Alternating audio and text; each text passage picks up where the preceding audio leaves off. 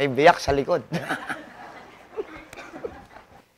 Good morning to each and everyone. Welcome po sa Health Forum with Doc Hatoy. Ngayong araw na ito ay ituturo ko sa inyo yung mga nais nyong malaman tungkol po sa inyong mga kalusugan at kung ano ang solusyon sa mga sakit na meron kayo. Okay? Sino po ba ang mga may sakit? Pakitaas ang kamay.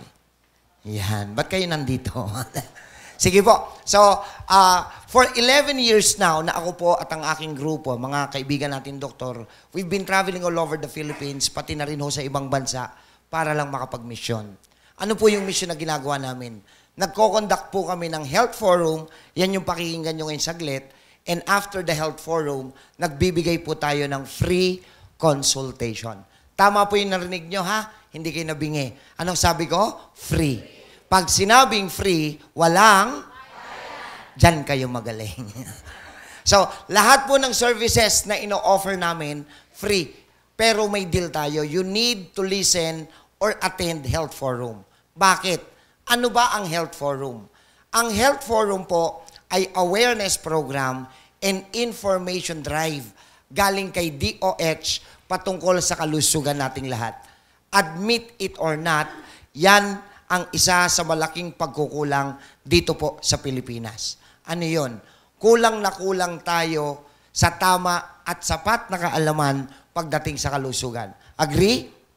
Sa sample natin, meron bang umaten ngayon na merong diabetes? Pakitaas po ang kamay.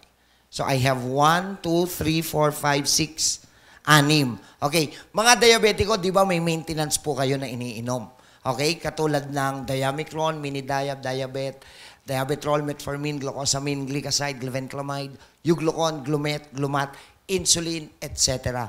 Pero ang tunay na tanong ay ito. Mga diabetiko, alam nyo ho ba na bawal dapat kayong kumain ng fish? Hindi pa ho tapos, sandali lang. Fish without scales. Sa Tagalog po niyan, bawal kayong kumain ng isda na walang kaliskis. Example, fishball. Hindi, joke lang. Galunggong, alumahan, tambakol, matambaka, sapsap, at marami pang iba. Kasi yan ay naglalaman ng mga metal composition na masama sa mga may problema ng diabetes. Ngayon, ito yung magandang tanong. Hindi nyo alam na bawal sa inyo. Araw-araw kayong umiinom ng gamot, pero kumakain naman kayo ng pagkain na bawal dapat sa sakit nyo. Tanong, gagaling o hindi? Di nagsasayang lang kayo ng pera. Akala ko ba mahirap ang buhay sa Pilipinas? Tapos you are wasting your own money. Mali. Kulang lang talaga sa tamang kaalaman. So yan po ang rason kung bakit mas minarapat po namin na mag-educate na lang muna ng pasyente kaysa po gamutin kayo. Kasi kung umaten po kayo para magpagamot, sana hindi na kayo dumayo. Kasi sa totoo lang, kahit sang lugar kayo galing, kumpleto po ng doktor. Tama? Ang big difference lang po sa ginagawa natin, yung mga doktor nyo, ginagamot po kayo. Tama o mali? Pero hindi ho kayo tinuturuang magbago. Ako po magtuturo ako ngayon. Kapag may natutunan ka at nagdesisyon ka na magbabago na, kaibigan, hindi mo na kailangan magpagamot. Bakit? Kasi pwede kang gumaling sa pamamagitan ng disiplina. Okay ba sa inyo yon? So, yan yung reason kung bakit gusto naming magturo. So, interesado ba kayong matuto? At ang good news, ang pag-uusapan natin, yung mga sakit na meron lang kayo, ha? Ito yung top 5 na sakit according sa survey ng DOH. Number 1, you can look at the monitor para makita nyo kung ano yung mga sakit na pag-uusapan natin. Number 1, taas po ng kamay. Sino po ang may high blood? Sige po, bilangin natin. High blood. 1, 2, 3, 4, 5, 6, 7. Sa 7 may high blood, may lilinawin lang ako, ha? There are 2 classifications of hypertension or high blood. Isang sakit. Yan po yung iniinuman nyo ng maintenance. Tama ba? Ang maintenance nyo, losartan, catapres, amlodipine, nifedipine, calciblock, neoblock, monoblock, haloblock. Basta may block, pwede yan. Yan yung isang high blood. Yung ikalawang high blood, ugali. Oh, yan yung kakausapin ka. Yan. Mas maraming ganyan ngayon sa Pilipinas. So, itong 7 nagtaas ng kamay, ano po ito? Sakit o ugali? Hindi ako naniniwala. Parehas. Okay, so yan yung una. Ikalawang, pinakamaraming sakit sa Pilipinas is diabetes. Ilan yung binilang ko kanina? 7 rin. Sige, 7 na. Okay, next. Sino po ang may sakit na arthritis? Ayan, hindi maitaas. Masakit, no? O, kasi kung may tataas yan, diretso. Next, sino po ang may allergy? Okay, linawin ko ha. When we say allergy, 13 sakit po ang pasok sa kanya. Ano yon? Listen closely.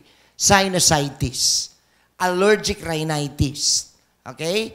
Asthma o hika, bronchitis, pneumonia, PTB, primary complex, Cox infection, emphysema, eczema, skin diseases, skin asthma, and even psoriasis or psoriasis. So yan po yung 13 na nakapasok lahat sa iisang tawag na allergy. Alam nyo na ha? And last but not the least, ito po yung isa sa mga specialization natin. Sino po ang may bukol? Sige, hindi yung kasama na untog ha? Okay, ang bukol naman po, 11 lang po yan. Ano-ano yon? Cyst, myoma, thyroid, goiter, lymphoma, lipoma, fibrosis lymphoma, lymph nodes, polyp, tumor, cancer. Isang cancer lang ang hindi tinutubuan ng bukol, ang pangalan po niya ay leukemia.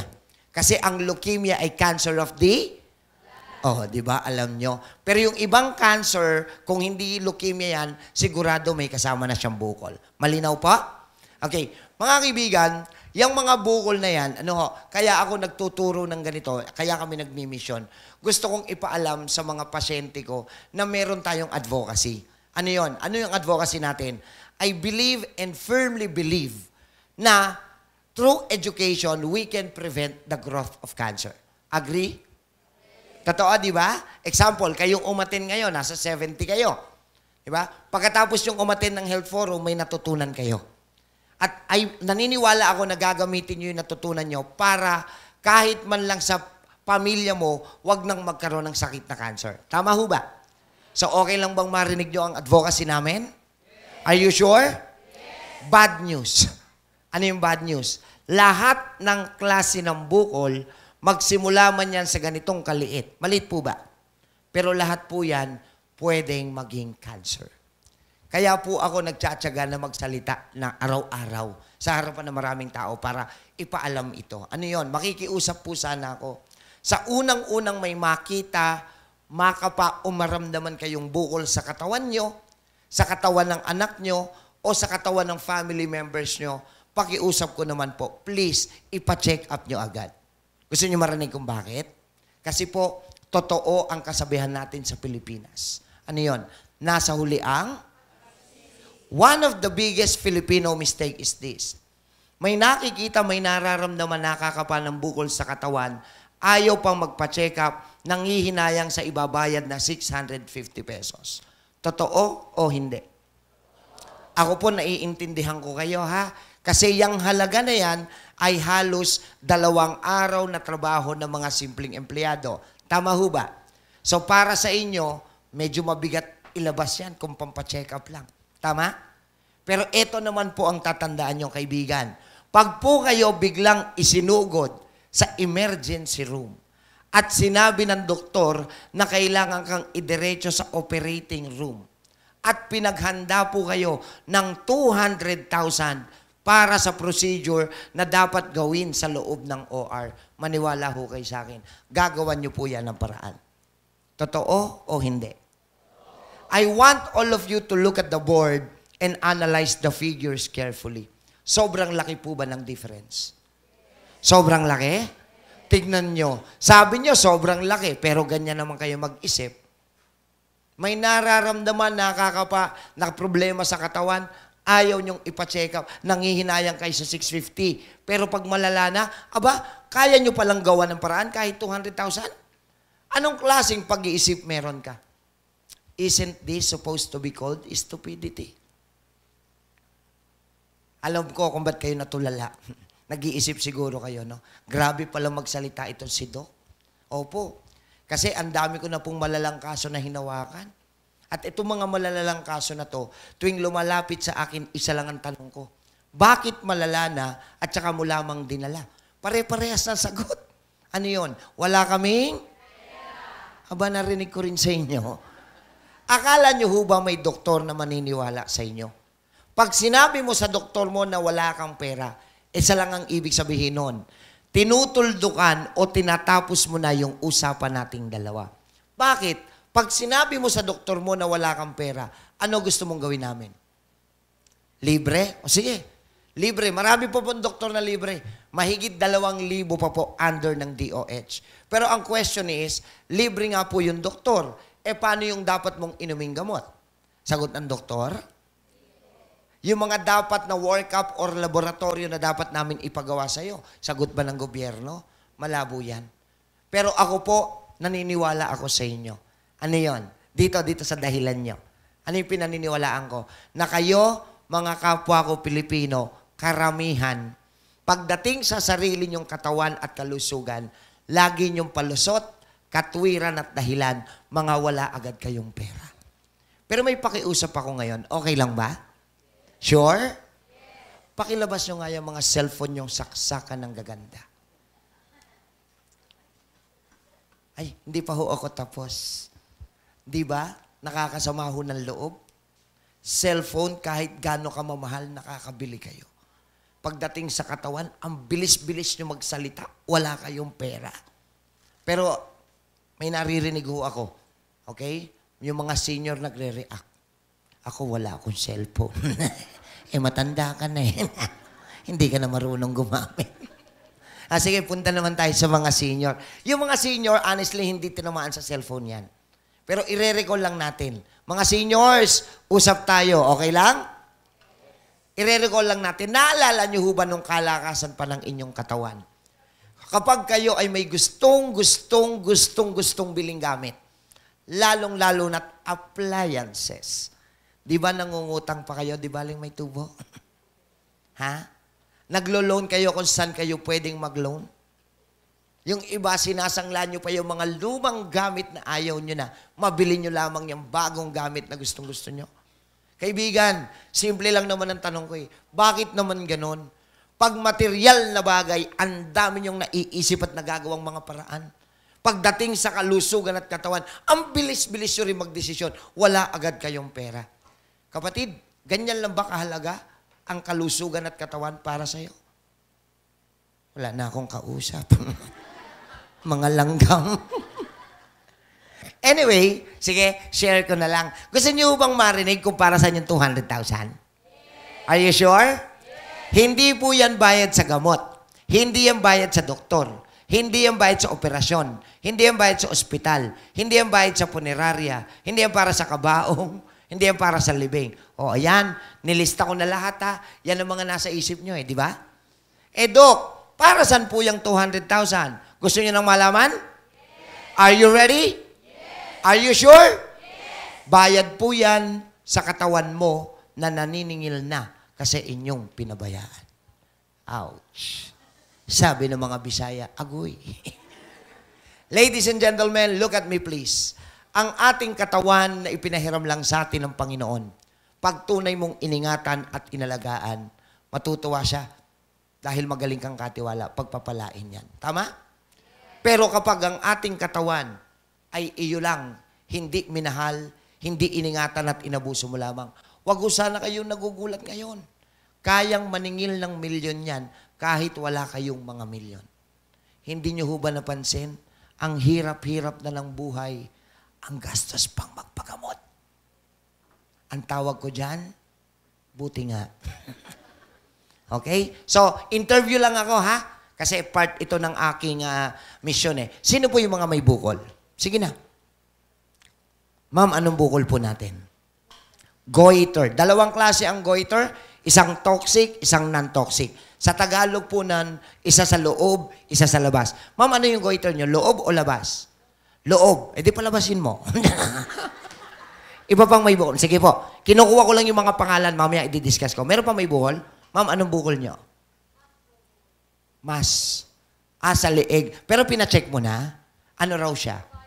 For biopsy. Pag sinabi po kasing for biopsy ang bukol, to consider kagad ang malignancy, which means pwede siyang maging malignant. Kaya gusto naming malaman kung yung bukol ay malignant o hindi sa pamamagitan ng biopsy. Next. Sino ba? Sir, anong bukol natin? Sa likod, sir. Sige, hubot-hubad ka na. Hindi, joke. Pina-check mo na, sir. Yon. O, yan ha. Malinaw ha. So, sa madaling salita, hindi solusyon ng operasyon.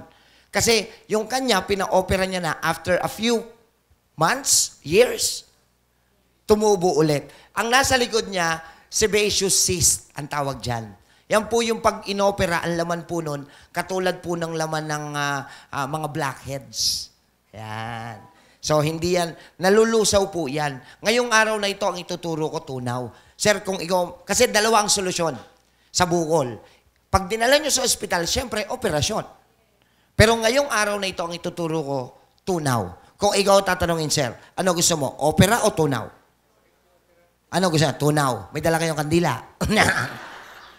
Hindi, joke lang. Sige. Meron pa ibang bukol? Ma'am. Okay, ang polycystic ovary, nakukuha naman po yan ng mga kababaihan na may hormonal imbalance. Ang hormonal imbalance, yan po yung dahil hindi regular ang kanyang menstrual cycle. Ayan, okay? Kaya hindi ho nakakalabas lahat ng dumi, yung natitirang dumi na iipon, nagkokos para magkaroon ng bukol ang reproductive area ng isang babae. Buti wala ako niyan. Okay. Meron pa? Wala na may bukol? So itong 5 na to, yung nakita nyo kanina sa board, lahat po yan ay i-discuss natin. Okay po? So meron pa ba kayong ibang sakit? Wala na? Wala. Bulsa. Yung sa bulsa, kay Aladdin Eder na yan. Sige, sa umpisa na natin, ha? I'll be discussing those 5, pero mag-i-start tayo sa mga basic, tapos dahan-dahan po tayong lalalim. Para hindi ho kayo malito, gagamit lang tayo ng mga basic terms. Walang mga medical jargons muna. Okay lang sa inyo? Sige, umpisa tayo sa simple. Headache, migraine, dizziness, vertigo.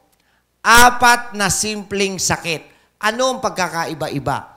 Ang headache ay pagsakit lamang ng ulo. Ang migraine, higher level of pain. Pag sinabing migraine, hindi po yan pagsakit, kundi pagkirot sa Tagalog.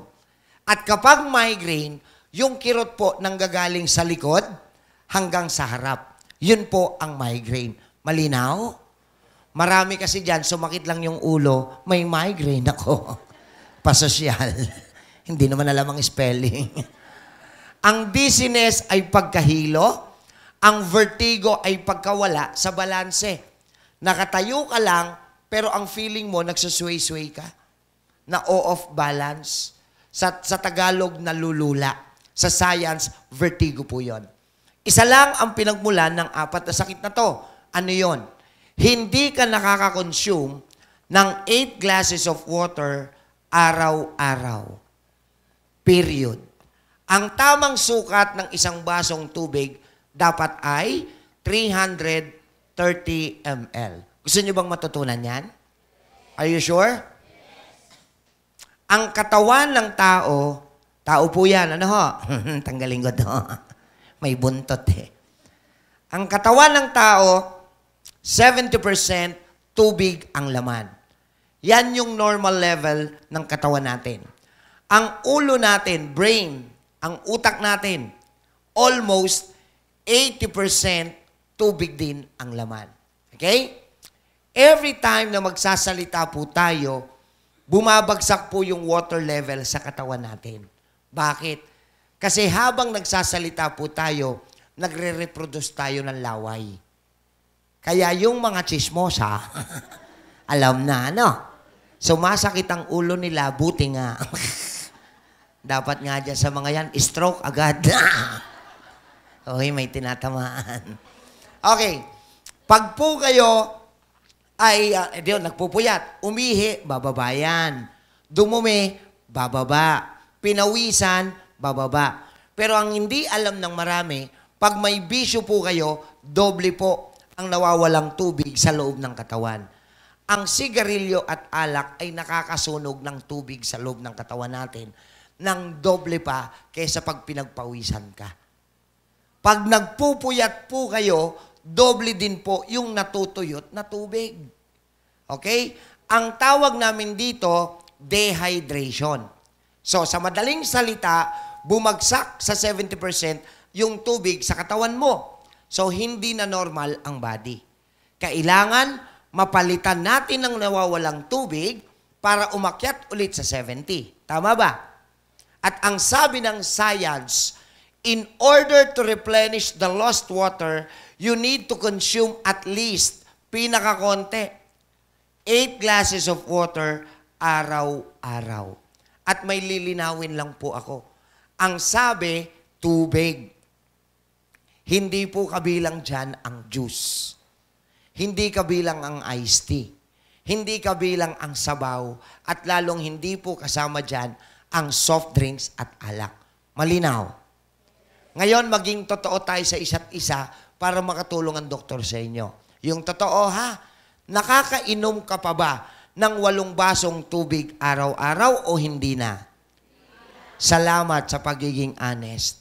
According sa datos ng DOH, mahigit 90% na ng pamilyang Pinoy ang hindi talaga nakakasunod sa 8 glasses rule.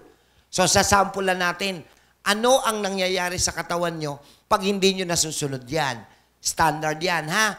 Monday o Lunes, nakawalo ka o hindi? Kung hindi, araw pa lang ng Lunes, hindi mo na naibalik sa 70 yung tubig sa katawan mo. So, Monday pa lang, hindi na normal ang body. Tuesday o Martes, nakawalo o hindi? Kung hindi na naman, pabagsak ng pabagsak ang percentage level of water. At habang bumababa ang tubig, syempre, lumalapot ang iyong dugo at nagiging acidic ang buong katawan mo. At ito tatandaan nyo, kapag ang katawan mo ay acidic, lahat ng sakit pwedeng pumasok. Kapag ang katawan nyo ay alkalinized, walang sakit na pwedeng kumapit. So if you would just imagine, kung na-maintain lang natin simula nung kabataan natin ang 8 glasses of water at ikaw ay alkalinized everyday, wala sanang may sakit. Ano? Hello?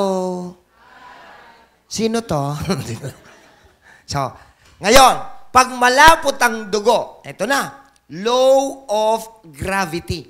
Ano yung law of gravity, Doc? Nasaan po ba ang utak ng tao? Nasa itaas o nasa ibaba? Yung totoo.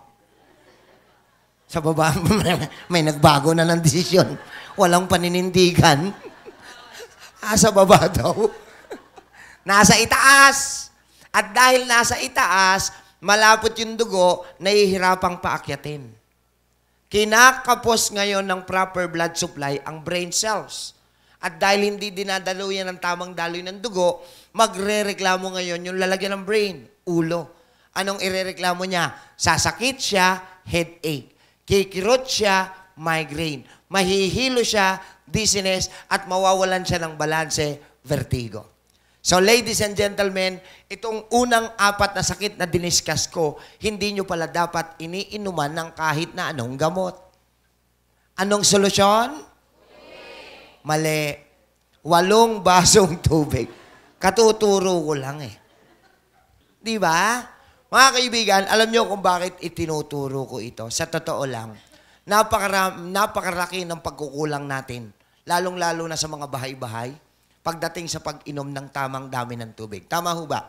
Kasi napakaraming pamilya rito, hindi na makakain ng walang soft drinks. Totoo o hindi? Hindi makapagmeryenda ng walang masarap na inumin. Nanay, tatay, okay lang bang heart-to-heart talk tayo? Are you sure? Hindi ho ba kayo nahihiya? Oo, kasi makapal.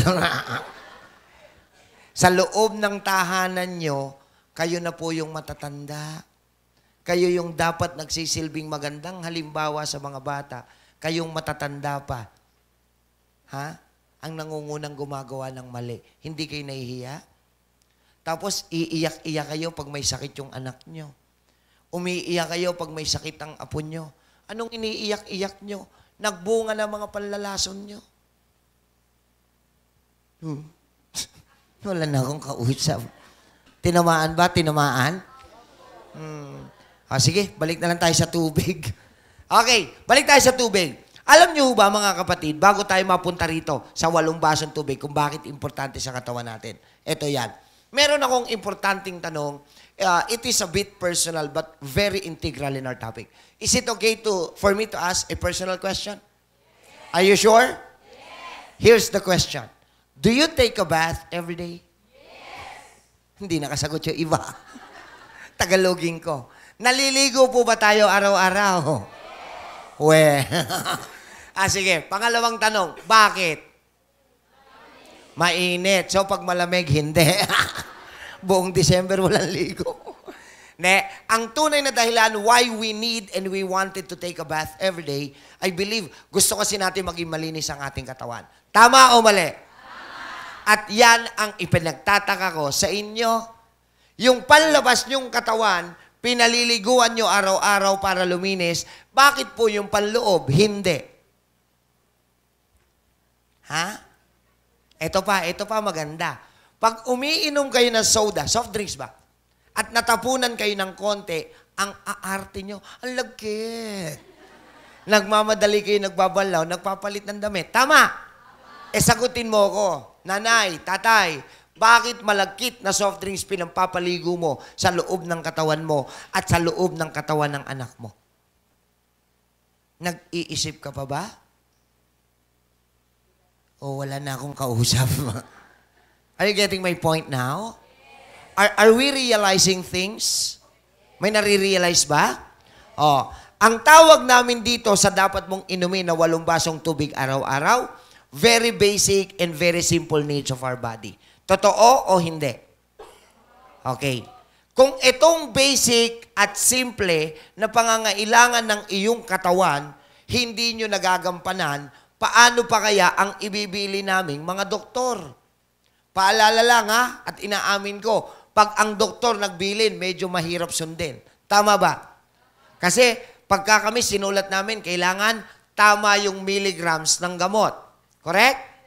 May mga doktor, ayaw pa ng generic, gusto branded. Kailangan tama yung oras ng pag-inom ng gamot na yon. At higit sa lahat, huwag kakainin pag sinabi naming bawal. Titigan nyo yung board. I-compare natin. Ito ngang simple at basic na kailangan ng katawan nyo. Hindi nyo nagagawa. Yun pa kayang mahirap na ibibili ng doktor, gagawin mo kaya? Tapos, nagtataka kayo hanggang ngayon, may sakit pa rin kayo? Tapos, naghahanap kayo ng doktor na magpapagaling sa inyo? Aaminin ko na wala. Hello? Ngayon, diretso na, tanong. Sa tingin nyo, sa doktor ba nakasalalay ang kagalingan? Kanino? Tama. Nasa sa iyo, kay Lord, kung ginagawa mo yung tama sa sarili mo. Di ba? Reklamo kayo na reklamo, wala namang sumusunod ng tama sa inyo. Di nag-uubos lang pala kayo ng mga pera. Malinaw ho ba? So may natutunan ba? Maganda ba yung natutunan? Ako kasi pag maganda yung natututunan ko, pumapalakpak ako. Sabi ko na nga ba, plastic to So, yan po yung una, tungkol sa tubig. Next topic is the high blood or hypertension and diabetes. Gusto niyo bang malaman yan? Sige. Nilista ko na kanina. 7 ang umaten na may high blood. 7, di ba? 7 din po ang may diabetes. Pipili lang ako ng 3 Gagamitin ko lang para sa sample natin. Sino po yung mga may high blood ulit? Sige po. Okay. Sir, ilang taon ka nang may high blood? How many years? 10 years. Okay, isa. Next, kayo po. 10 years. Magka-batch kayo. Anong school kaya ito? Sige. Ayoko dun. Meron ba? High blood po. Kuya, ha? 5 years. Hindi ko alam kung niloloko mo lang ako. May high blood kayo talaga. Pre. Kilala kita. Hindi, sige na, sir. May maintenance kayo? Ito po yung maintenance niya. Ma'am, pakibasa nga. Ikaw yung nakasalamin eh. Malabo rin, ma'am. Pakitingnan mo.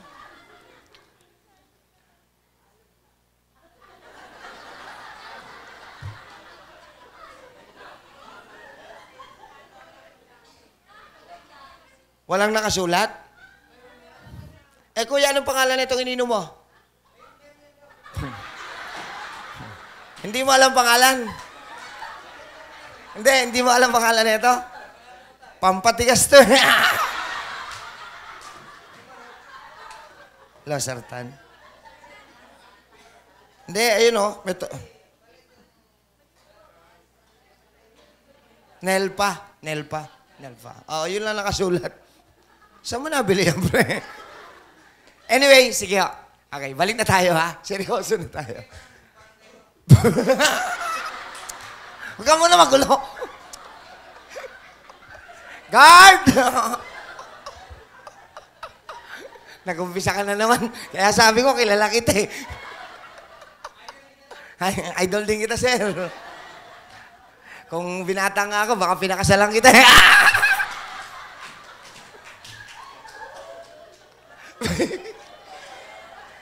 Teka lang.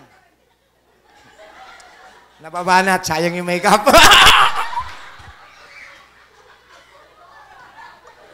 Nahirapan pa naman si Alan dyan. Sabi niya, Dok, ano ba ito? Banawi rice terraces.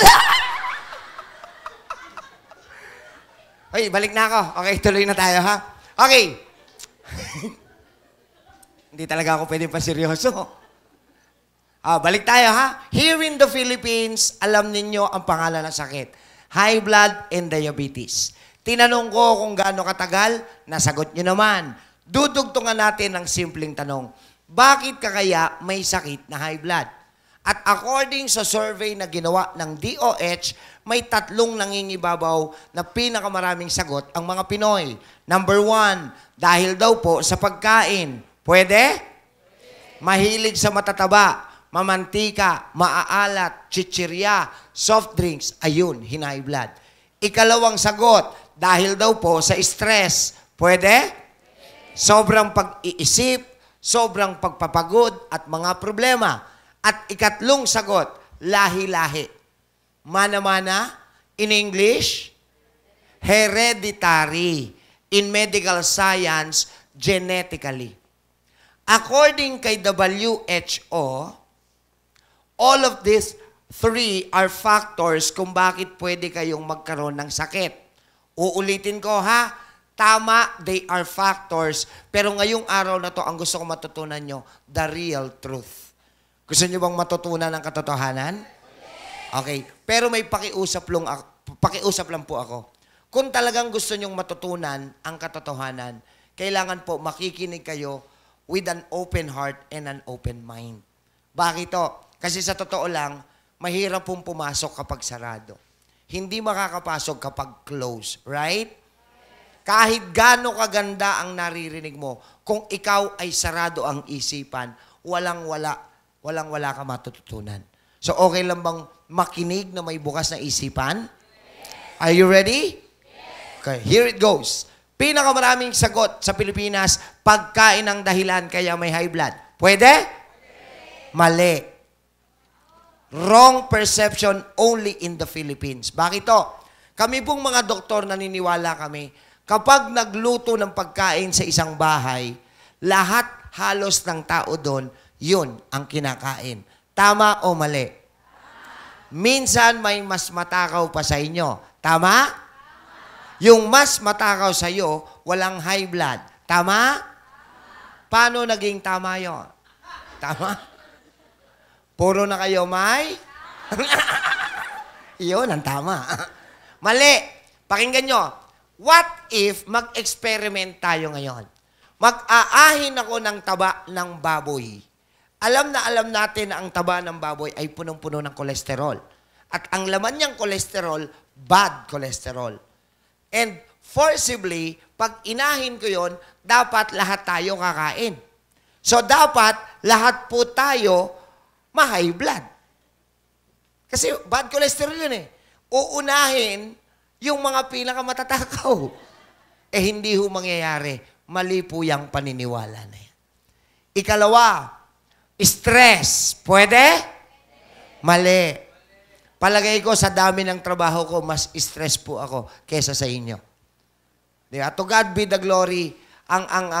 Sabihin na lang natin, minimum patience ko a day, kulang-kulang 100. Tapos umiikot ako sa buong Pilipinas, araw-araw din.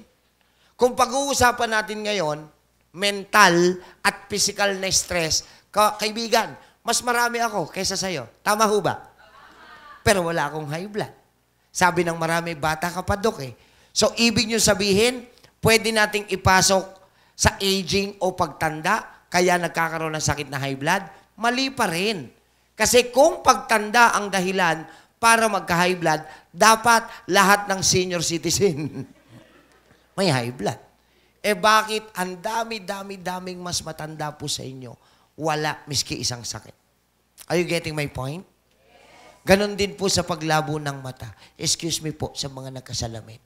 Tanungin mo yung mga yan, bakit malabo na mata mo? Pare-parehas naman ang sagot. Talagang ganyan. Tumatanda. Mali. Kung pagtanda ang dahilan para lumabo ang mata, dapat lahat ng senior malabo mata. Bakit ang daming mas matanda sa inyo, ang linaw pa rin ng mata? Hello? Are you getting my point now? Mga maling paniniwala sa Pilipinas. Ito classic to. Hindi pa ako napapahiya dito. Yung lola ko ha, namatay po yun, 96 years old na siya.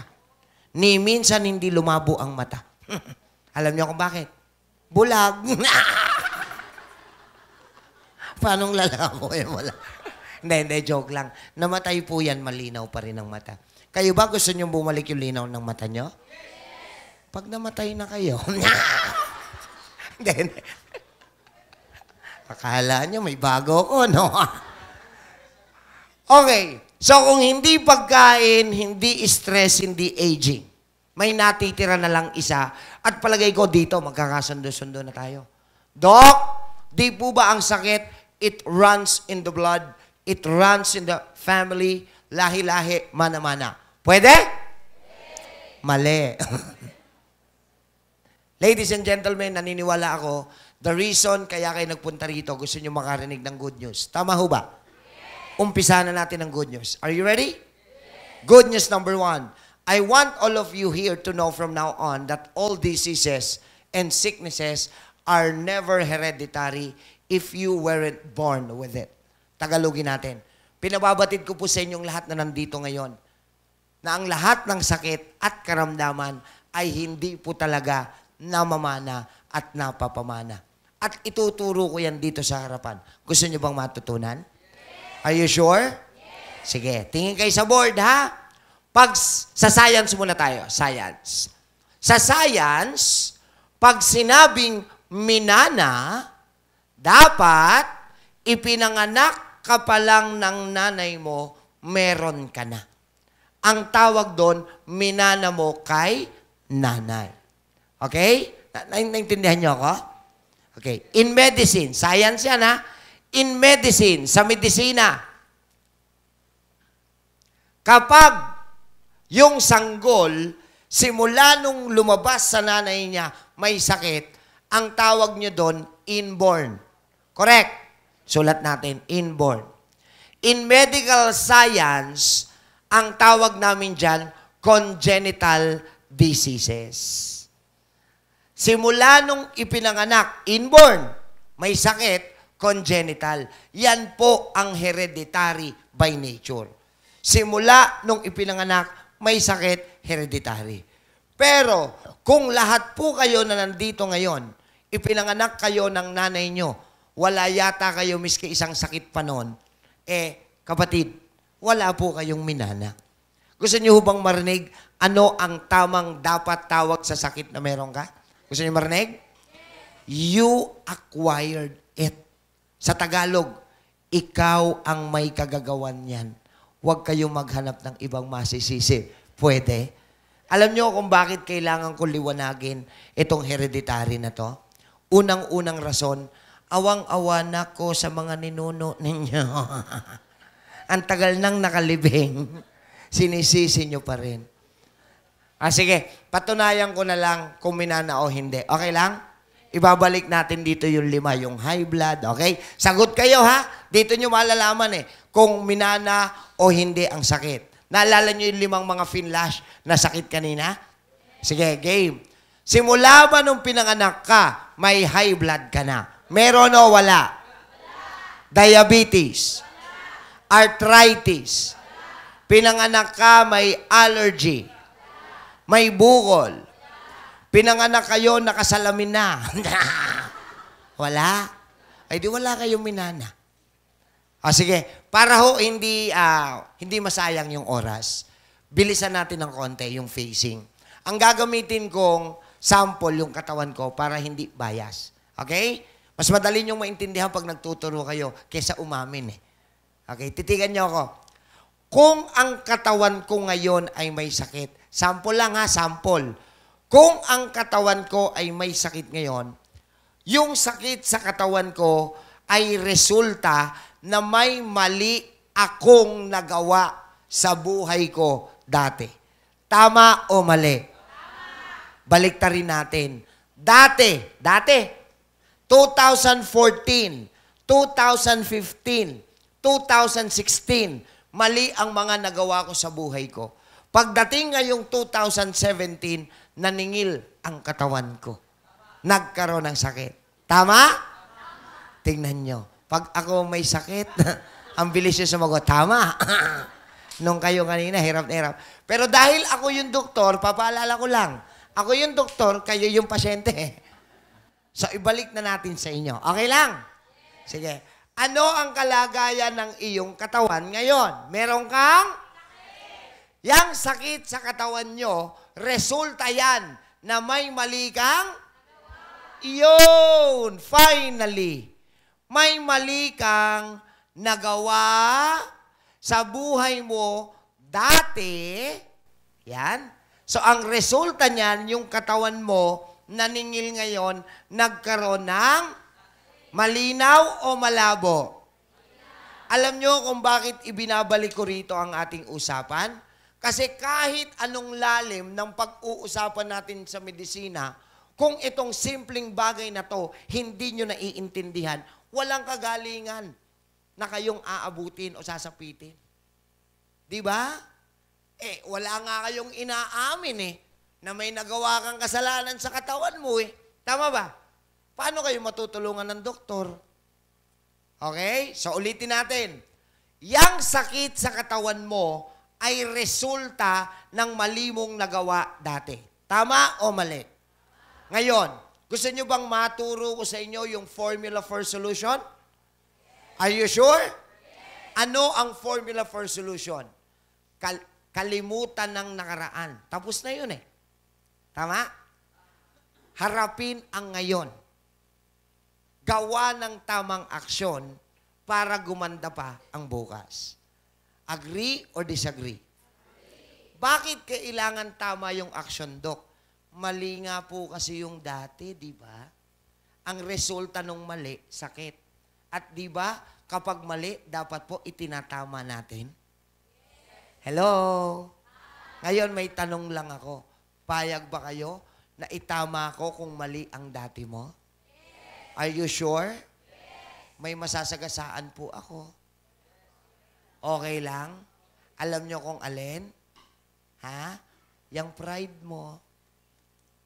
Yang pride mo na nagpahirap sa buong pamilya mo. Masasagasaan ko po yon. Okay lang ba? Ha? Yang pride mo na dahilan na kahit anong pagsusumikap ng buong pamilya nyo, ni isa man walang umaasenso. Dahil yan sa'yo at sa pride mo. Pride is the hindrance for blessings. Kaya yung mga may pride dito, congratulations! Isipin mo dahil sa'yo, hirap na hirap buong pamilya mo. Masasagasaan ko po yung pride. Okay lang? Are you sure? Sige ha, sabi nyo yan ha. Para naman makatulong ako sa inyo. Meron po akong 6 na katanungan.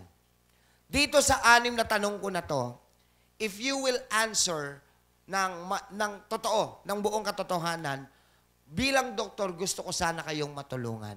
Okay lang? Sure? Sige. Bago ko sabihin to ha, itatabi ko muna to, may nakalimutan akong isa. Ano yung nakalimutan ko? Payag ba kayo na malaman ko ngayon, hulihin natin kung kanino at saan galing yung sakit na meron ka ngayon? Gusto nyo? Interesado kayo? Pero sasagot ka ng buong katotohanan. Para bilang doktor, I could be of help. Okay lang? Sige. Yang sakit na meron ka sa katawan mo, di ba may sakit ka? Binigay lang sa'yo yan ng kapitbahay mo. Tama o mali? Mali. Pinagkatiwala sa'yo ng lolo't lola mo. Mali. Inihabilin sa'yo ng nanay at tatay mo. Pero dito sa pang-4, huli ko na yan.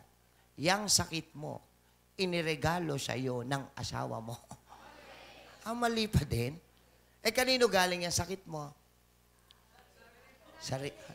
Sarili. Finally. Sa wakas.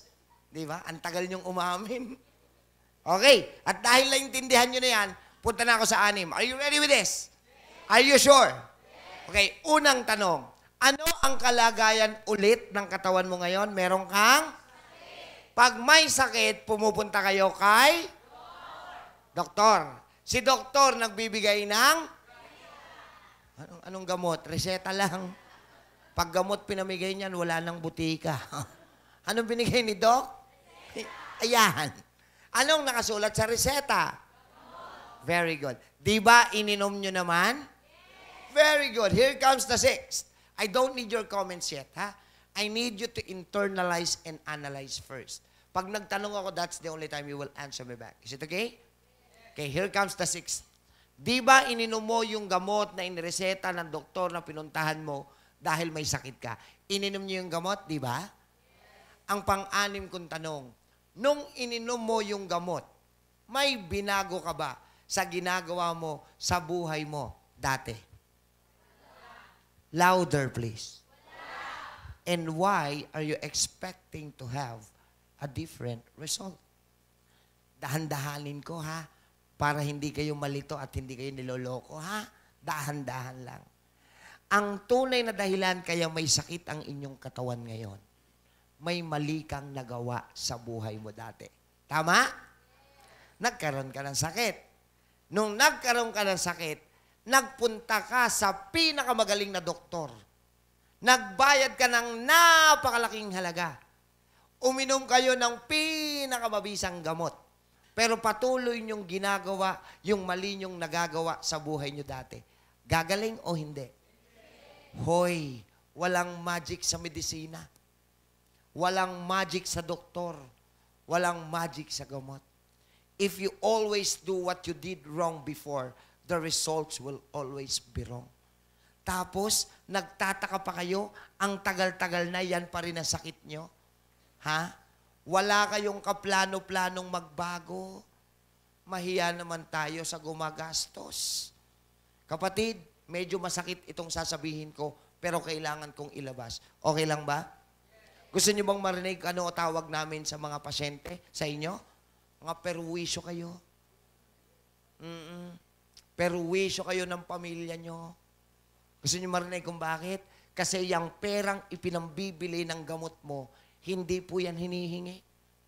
Hindi yan pinupulot. Pinaghihirapan niya ng pamilya nyo para gumanda ang kinabukasan ng mga bata. Pero dahil sa'yo, napupunta lang sa panggagamot mo. Di ba? Perwisyo ka. Tapos pag sinaway kayo ng asawa nyo, galit pa kayo. Sinita kayo ng anak nyo, galit pa kayo. Ha? Masama bang mahalin ka ng asawa mo? Kaya ka pinagbabawalan, nagkikare yan sa'yo. Kasi kung hindi yan nagkikare sa'yo, ang niluto niya lahat ng bawal. Nang malason ka ng lintik, ha? Hindi, alam niyo kung bakit ako ganito magsalita? Kasi po, itong mga perwisyong ito, sa totoo lang, kayo yon. pag magaganda ang pakiramdam, naku, akala mo kung sino umasta, no? Pero pag may sakit na, paalaga sa pamilya. Di ba't perwisyo ka? Ha? Mabuhay ang mga perwisyo. Ayaw nyo, sige, mamatay. Hindi ko kayo maintindihan. Ayaw nyo mabuhay, di mamatay. May natutunan? Yes. Di ba? So, ayan yun, simpleng-simple. Kaya, paulit-ulit, hindi ba kayo nangihinayang? Inom naman kayo ng inom ng gamot. Yun pa rin ang sakit nyo. Gumaling ba tawag doon? Mga kaibigan, hanggat wala kayong kaplano-planong magbago, hindi po kayo gagaling. Katulad din po yan, tingnan nyo ha, bibigyan ko kayo ng sample, basic example. Katulad din po yan ng pag-aaral. Lahat tayo dumaan sa pagiging grade 1. Tama ho ba? Nung grade 1 tayo, may teacher tayo niyan. Correct? Tinuturuan tayo ni teacher para matutunan natin yung leksyon. Ang gagawin ni teacher para malaman niya kung may natutunan tayo, magbibigay yan ng exam. Kailangan yung natutunan natin, i-apply natin sa panahon ng exam. Pag in-apply natin, pasado, pwede na tayong grade 2. Paano kung di mo in-apply? Pasado o bagsak? Pwede ka ba maging grade 2? Balik ka sa grade 1. Ano tawag sa'yo? Repeater. Kaibigan, ganyan din po ang buhay ninyo. Hindi nyo ba napapansin? Ang mga sakit nyo, repeater. Pabalik-balik. Kasi may itinuturo sa atin ang buhay. Life is our teacher. Kung may natutunan tayo, ia-apply mo lang yun sa panahon ng trials and struggles. Di ba? Kaso wala Umiinom kayo ng gamot. Ganun pa rin ang ginagawa nyo. Paano kayo gagaling? So, diretso na tayo. Wala nang paligoy-ligoy. Minana ba ang sakit o hindi? Sino may kagagawan yan? Anong tayo? Huwag nyo ako isal. May sumagot ng tayo. Nadamay pa ako. Ngayon lang kita nakita, feeling close. Bruha ka. Ulit. Minana ang sakit o hindi? Sino may kagagawan yan? Finally. At dahil, alam mo ba, ang unang-unang susi sa kagalingan, the first ever key to healing is acceptance and admission. Kung di mo tanggap na may sakit ka, paano ka matutulungan ng doktor? Kung di mo aamining ikaw ang may kagagawan yan, alangan namang ako. Ngayon lang tayo nakita-kita. Hindi ba? Okay, naintindihan nyo na? Pero syempre, kaya kayo nandito, gusto nyo malaman, Dok, pwede pa ba kaming gumaling? Pwede o hindi? Pwede. Kung magdidesisyon ka na may babaguhin tayong mali sa ginagawa mo dati. If you cannot decide on changing the wrong things that you did before, then healing will never be yours. Tapos nagtataka kayo, walang magagalit ha? Kung naitabi niyo yung pera niyo, na pinang-maintenance nyo, may-ari na kayo ng mercury drug. Ilang daang libo naubos nyo. Akala nyo kasi ang sakit, ganun lang ano.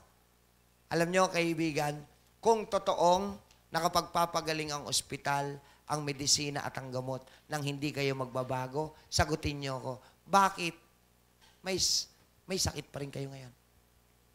Kung totoong nakapagpapagaling ang ospital, ang medisina, bakit ang dami pa rin, ang haba-haba ng panahon, umiinom ng gamot, nagpapa-ospital, nagpupunta sa doktor, may sakit pa rin. Hey, we need to change something. Baguhin natin yung mali mong ginagawa dati. Kaya bumigay ang katawan mo, may mali kang ginawa dati. Ba't patuloy mong ginagawa? Bakit wala na akong kausap? Kawawa naman ako. Alam mo, pentel pen. Buti pa ikaw, hindi mo ko iniiwan. Sa pool ba? Sa pool? May natutunan po ba? At naniniwala ako, dahil narinig nyo ito ngayon, gusto nyong gumaling. May tanong ako. Taas ang kamay ng mga taong gustong gumaling. Ayan. Yung dalawang galing din yan. Sige, may ituturo po akong 2 steps. Alam niyo kung bakit? Siyempre, gagamit Kailangan, pag gumaling ka, merong gagamitin ang Panginoon na instrumento para ipadala sa iyong kagalingan. Ang tawag sa kanila, mga doktor. Tama ho ba? Pero kaibigan, pakinggan nyo maigi ha. Ang mga doktor, kami pong mga doktor, hindi namin kayang magpagaling ng pasyente. Ayan, magiging honest lang ako. Okay lang ba? Bakit? Kasi hindi naman namin kayang pumasok sa katawan nyo at i-repair kung ano yung sira. Hindi namin kayang gawin ang ginagawa ng mekaniko. Ang mga mekaniko, bilib na bilib po ako dyan, sa totoo lang. Pag nasira yung sasakyan, kakalasin yung makina. Tama? Hihimay-himayin lahat ng pyesa. Bubuuin, isasalpak. Ayos na. Tama? Subukan ko magpagaling ngayon. Sino sa inyo papayag? Halika, kakalasin kita. Ilalabas ko lahat ng laman loob mo. Kada pyesa. May papayag? Wala. Nakita nyo? Kasi yung mekaniko, pag kinalas niya, sinalpak, naku, ayaw umandar. Kalas ulit. Hindi pwede sa tao yun. Naintindihan nyo? So, ang trabaho ng mga doktor, kami po ay mga guide ng pasyente lamang. We can only guide you, but we can never heal you. The problem is this. We really are guiding patients. Nag-guide naman talaga kami. Ang problema, yung mga ginaguide namin, parang ayaw naman sumunod. Oo, ang tawag sa kanila, ikaw yon. Tama ba? Tingnan nyo ha. Kaming mga doktor ay nag-guide naman po talaga. Nagbibigay kami ng guidelines. Ang tawag dyan sa Tagalog, reseta. In English, prescription. Layman's term, guidelines. Tama ba? Ako, nagsasalita pa sa pasyente ko, Nay, yung inireseta ko sa'yo, inumin mo lang 14 na araw, ha? Anong sagot nyo? Unang pagsisinungaling. Unang pagsisinungaling. Kasi ang sabi nyo, 14 days, opo, Dok. Dala-dala nyo yung reseta sa butika. Magkano po yan? Mahal pala yan. Pabili nga muna ng 5 araw. Totoo o hindi? Budgeted Tama? Eto ngayon ang sikreto. Pag ininom mo yung gamot ng 5 araw, gamot yan Siyempre tatalab. Gaganda ngayon yung pakiramdam mo. Pag maganda na ang pakiramdam mo, may tanong ako, bibili ka pa? Iinom ka pa? Di ba matalino pa kayo sa doktor? Hello? Pwede ba ako magpaalala? Pag-advise? Kung matalino pa po kayo sa doktor, kahit kailan, wag na kayo magpa-doktor. Hey, honestly, what for? Matalino ka pa sa amin, di ba? Ito pagalingin mo yung sarili mo. Bakit namin sasabihin 14 kung kaya pala sa 5? Ha? Kaya nga mahaba ang pag-aaral ng doktor Para lang maintindihan yung pangangailangan at kalagayan ng katawan. Matalino pa kayo sa amin. Yan ang isang malaking pagkukulang sa Pilipinas. Ano yon? Respetohan. Ako po, pag may nasisira akong kotse, tumatawag ako ng mekaniko, hindi ako gumagawa. Bakit? Nire-respeto ko yung talento ng mga mekaniko. Pagka po may marumi na akong damit, hindi po ako naglalaba. Tumatawag po ako ng labandera. Bakit? Unang-una para makatulong ako sa pamilya niya. Pangalawa, nire-respeto ko yung talento ng labandera. Totoo yun. Maaring marunong ako maglaba pero hindi kasing linis ng laba ng labandera. Pero may babalik akong tanong sa inyo, bakit po kayo hindi nyo nire-respeto ang mga doktor? Wala na naman akong kausap. Kuya, kahit saan tayo magdebate, hindi ka mananalo. Kapos sa badge. Bigyan natin ng oras. Anong oras na, ma'am? Sino may relo? What time is it? 12? Pakinggan mo, kuya, ha? 12:38. Hindi ka bumili ng kompletong gamot kapos sa budget. Tama ho ba? Lagyan kita ng oras. 2:00, inatake ka. Sinugod ka sa emergency room. Sinabihan ka ng doktor, kailangan mo maghanda ng 60,000. Gagawa mo ng paraan, hindi. Wala pang dalo. Sumagot ka na maayos kasi mali yung sagot mo. Hindi ako naniniwala. Yung mga kamag-anak ko, di baling mamatay ka? Eh di, lumabas ka na. Mag-isa ka lang pala sa buhay. Hindi totoo yan, kuya. Punta tayo sa majority. Ha? Ang pinag-uusapan natin buhay eh. Kuya, ulitin ko. Ha? Mas mahalaga ba sa'yo ang pera kaysa buhay? Nakapagpa-brace ka nga, wala kang pera? Tigilan mo ko, ha? Oh, ano?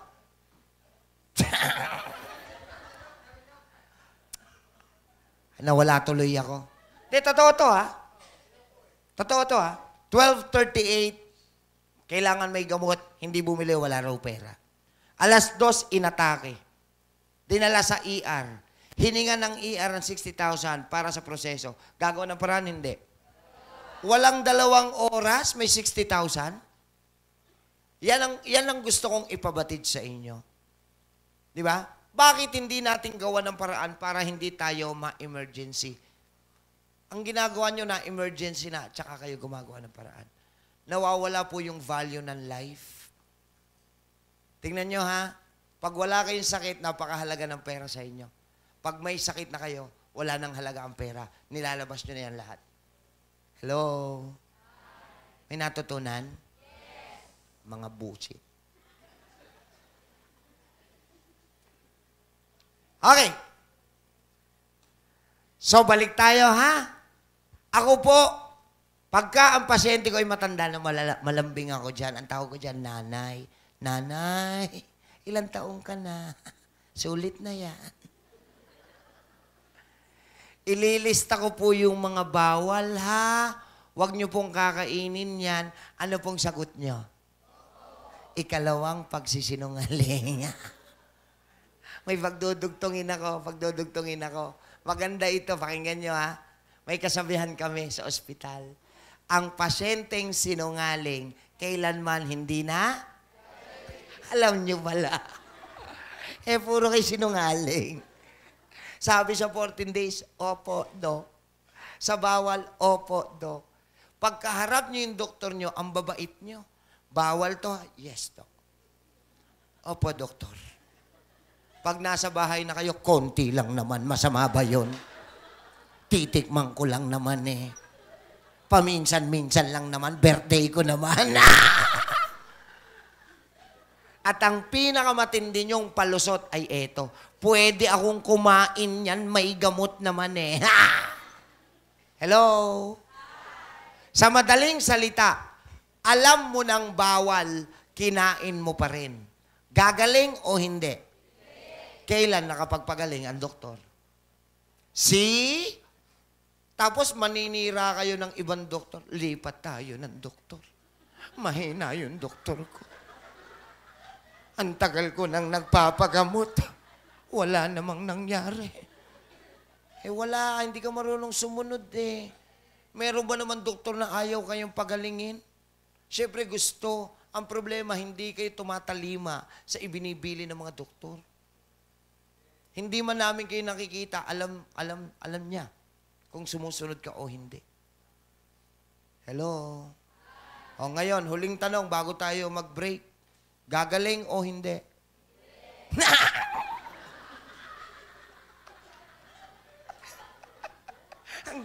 Masyado kayo naging honest. Narinig niyo ba yung sagot nila? Hindi.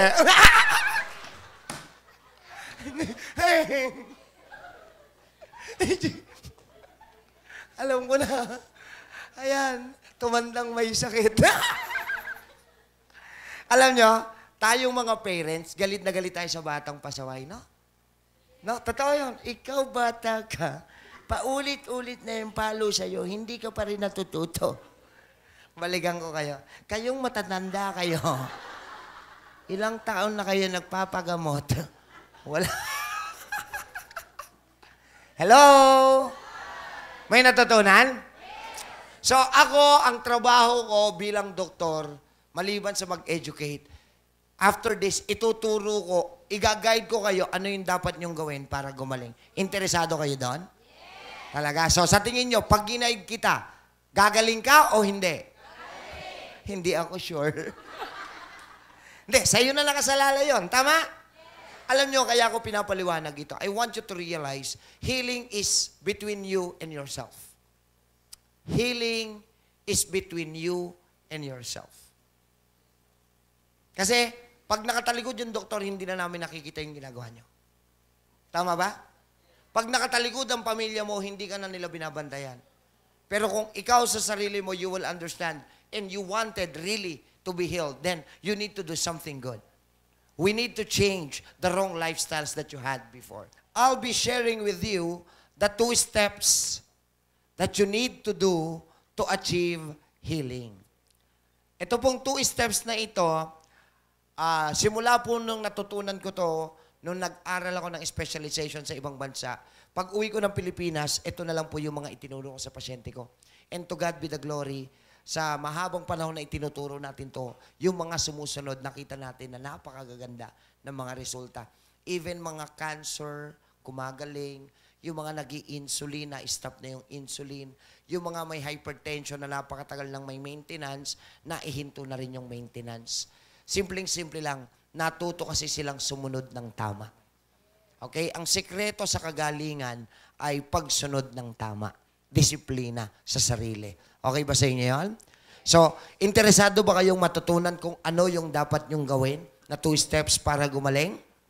Okay. Number 1, ito po yung nakalimutan nyong gawin, kaya po kayo may sakit ngayon. At ngayong may sakit na kayo, kahit nag-iinuman man kayo ng gamot, hindi pa rin kayo gumagaling. Ano kaya yan? You forgot to love yourself. Period. Tuldok, the end, finish. Patutunayan ko. Our body is giving each and every signs they could possibly give. Anong ibig sabihin yan? Sa Tagalog, ang ating katawan nagpapakita, nagpaparamdam, nagpapapansin na may problema po siya. Kung talagang mahal mo nga naman ang sarili mo, may nararamdaman pa lang po kayo, dapat nagpapacheck up na po kayo. Kaya nga ako, nag-i-interview ako lagi at karaniwan sa mga ini-interview ko yung mga may bukol. Kasi yan ang specialization ko, di ba? Ang lagi kong tanong sa kanila, gaano katagal na yung bukol mo? Sagot nila, tagal na, Dok. Pina-check up mo na? Hindi pa, Dok. Anong iniintay mo? Sumabog, Dok. Tapos, pag sumabog, iiyak-iyak sa emergency room. Naalala nyo, ina-explain ko kanina, lahat ng klase ng bukol nagsimula sa maliit, pwedeng lumaki. Tapos nagkukumahog o natataranta kayo pag malala na. Tapos may mga tinatanong pa ako mga pasyente, mga reklamo to ng mga senior, Dok, ano ba yung nararamdaman ko? Yung kanang bahagi ng aking lower extremities na mamanhid. Tinanong ko, gaano katagal mo nang nararamdaman yan? 3 taon na, Dok. Pina-check up mo na, hindi pa, Dok. Anong iniintay nyo? Hindi na makalakad. Nagpapaalala ang ating katawan na siya ay may problema. Tama ho ba? Kung yan ay papansinin nyo, mas makakatipid po kayo sa gastusan. Kasi ang nangyayari, iniintay po ninyong lumala at saka po kayo nagpapacheck. Not knowingly, mas magastos pong magpagamot kaysa i-prevent natin yung symptoms pa lang. Okay ba yon? So ladies and gentlemen, kaya ko po itinatanim sa inyo ang pagmamahal sa sarili. Isa lang po ang layunin ng inyong lingkod. Pag naitanim ko po ito sa puso ninyo, tiwala ako, kahit matagal tayong hindi magkita-kita, pwedeng gagaling ka talaga. Paano mangyayari? Mahal mo na yung sarili mo, di ba? So, kahit nakatalikod ang doktor, dahil mahal mo ang sarili mo, you will not do anything to hurt your body anymore. Pag mahal mo yung sarili mo, kahit buong pamilya mo hindi ka alagaan, you will not do anything to harm your health anymore. At syempre, tingnan nyo maigi, hindi mo na sinasaktan, wala ka nang ginagawang kasamaan sa iyong katawan. Ang tawag sa iyo, nakapagbago ka na, kaibigan. At di ba, ano ang kapalit ng pagbabago? Pwedeng makarecover ang katawan at pwedeng gumaling ito. So uulitin ko, kahit napakatagal nyo ng inom ng gamot, pero patuloy nyong gagawin itong pananakit at paggawa ng kasamaan sa katawan, hindi ho kayo gagaling. At wag ho kayo mag-alala, yung mga ibinibilin po naming bawal, hindi po yan bawal habang buhay.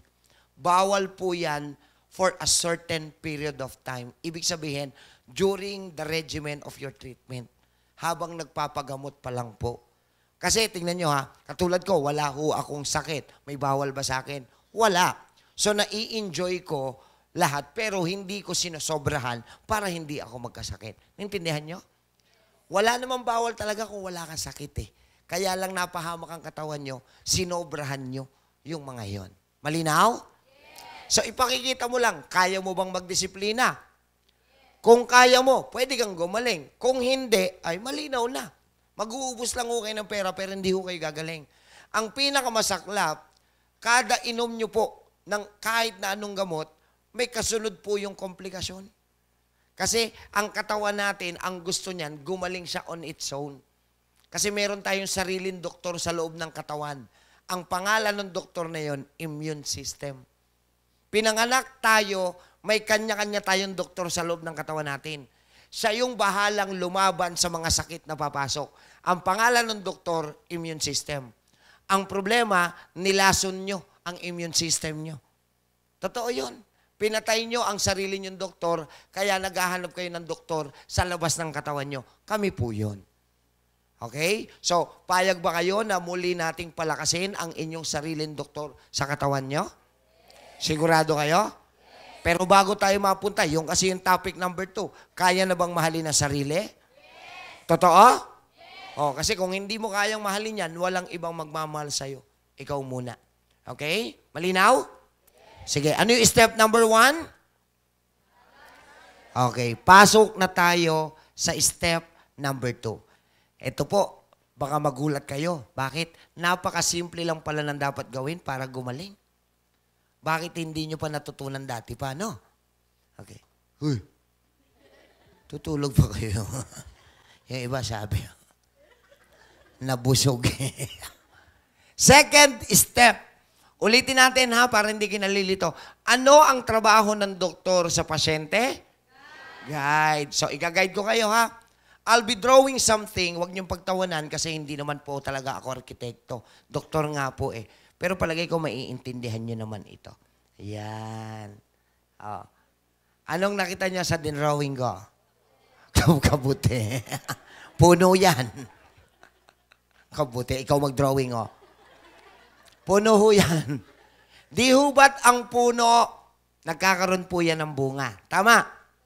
Pag mataas yung bunga at gusto nating kunin, gumagamit tayo ng hagdan. Mukha bang hagdan yan? Panungkit. Wag nang hagdan, baka malaglag pa kayo. Panungkit na lang. Tama ba? Okay, sungkitin natin ngayon yung bunga. O, ayan ha, nasungkit na. Okay, kayo tatanungin ko, pwede pa bang magbunga o hindi na? Pwede? Bakit? Okay, Englishin ko na lang ha. Because the roots are still there. Kaya ako in-English kasi sa Pilipinas, iba't iba ang tawag nila dyan eh. Sa Tagalog, ugat yan. Tama. Pero sa mga Bisaya, they call it gamot. Gamot, di ba? Eh dito sa Maynila, ang gamot, iniinom. Sa Bisaya, tinatanim. Kaya medyo magulo yan. Kaya English na lang tayo. Roots tayo, roots. Okay? Ngayon, because the roots are still there, there's always a possibility for this tree to bear another fruit. Tama ho ba? Kahit nga minsan, putulin mo yung puno eh. Basta nandun pa rin yung roots, may posibilidad na yan ay maging puno ulit at darating ang panahon na siya ay magbubunga pa rin. Tama? Same goes with your body. Dinaan ko lang po sa drawing para may visual aids po kayo. Okay?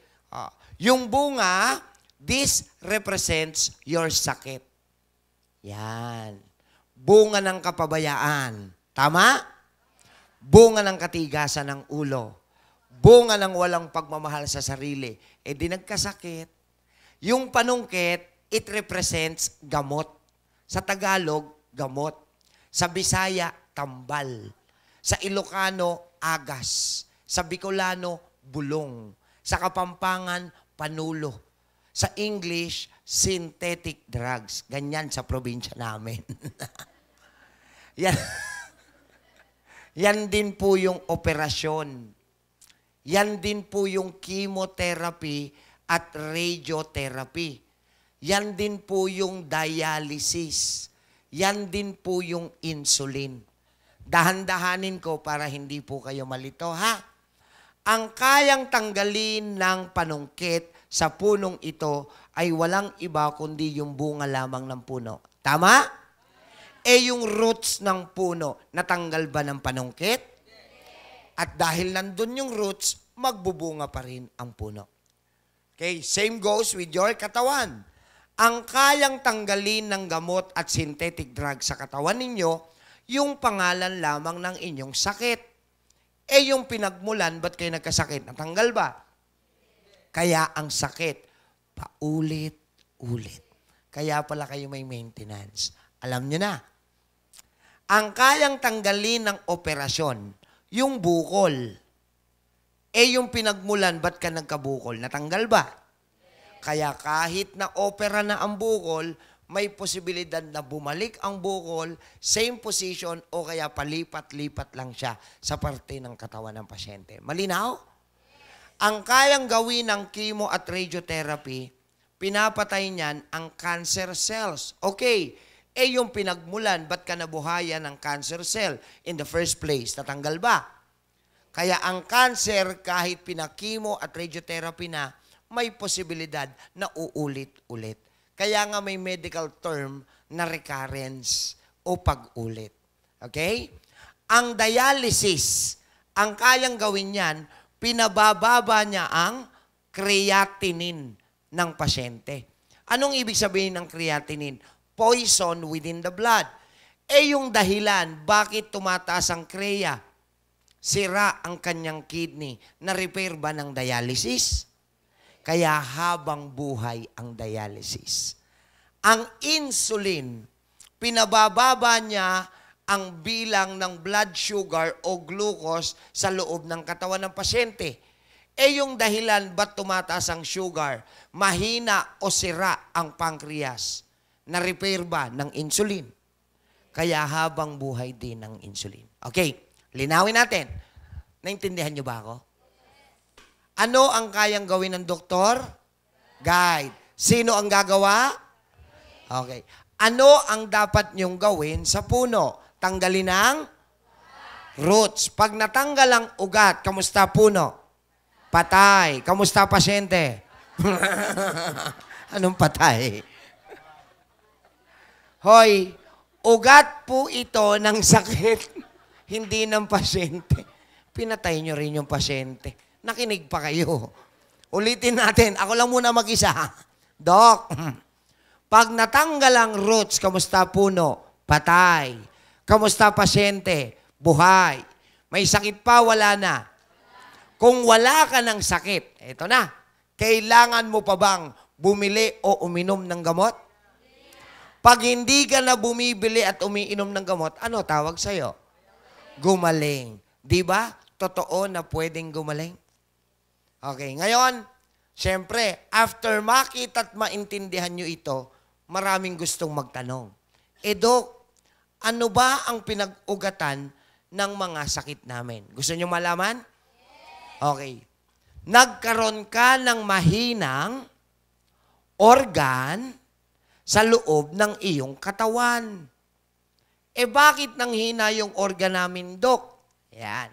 Di ba umamin ka na kanina na marami kang maling nagawa sa buhay mo dati, kaya ang naging resulta, may organ na nanghina sa loob. Tama o mali? Topic natin to kanina, alam niyo English nito? Wrong lifestyles. Admit it or not, yan yung pinag-ugatan kung bakit dahan-dahang nag-deteriorate o nagkakasakit ang katawan. Unang-una, walang balanced diet. Alam nyo kung matagal nang naituro yung balanced diet sa atin, marami po, mahigit kalahating porsyento siguro ng may sakit ang hindi nagkasakit. Alam nyo ba yung balanced diet? Gusto nyo matutunan? Halimbawa, Lunes, gusto nyo ng ulam ay pork. Pwede. Martes, fish. Miyerkules, vegetable. Thursday, white meat, chicken. Friday, baka. Di ba nakain nyo lahat ng gusto nyo? Kaso nga lang, hindi nyo nagawa yan eh. Kasi ang gusto nyo lagi, kanin, ang ulam, baboy. Di ba? Kanin, baboy. Kaning baboy. Nilabas ang kaning baboy lang ang kinakain pala ninyo. Totoo yun. Ang hilig nyo sa pork, iba't iba lang ng luto. Ngayong Lunes, prito. Martes, sinigang. Miyerkules, ihaw. Puro baboy. Nakuha nyo, ha? So, yung mga nutrients na kailangan nyong makuha sa ibang food, hindi nyo nakukuha dahil puro protein lang. So, na-overwork yung mga organs na nagdadigest sa kanila. Naintindihan nyo? So, yun yun. Ngayon, Dok, ibig mo sabihin yung mga organ namin ang dahilan na mahina sila kaya kami may sakit? Yes, because each and every organ correspond to a certain system. Medyo scientific tayo ng konti. Pero pinag-aralan nyo naman to nung elementary, I think, grade 5 or grade 6. Okay lang? O sige, example ng organ. Heart. Organ yan? Ano Tagalog niyan? Ang galing. Anong system nakapasok yan? Wow, circulatory system. Very good. Okay. Lungs. Ano Tagalog niyan? Ano English ng baga? Kala ko charcoal. Lungs, baga. Anong system? Respiratory system. Very good. Yung iba hindi pumasok. Okay, next. Pancreas. Ayan. Ano system? Absent. Ano? Excretory system. Ang Tagalog po niyan, lapay. Okay, liver. Ayan. Anong system? Spread.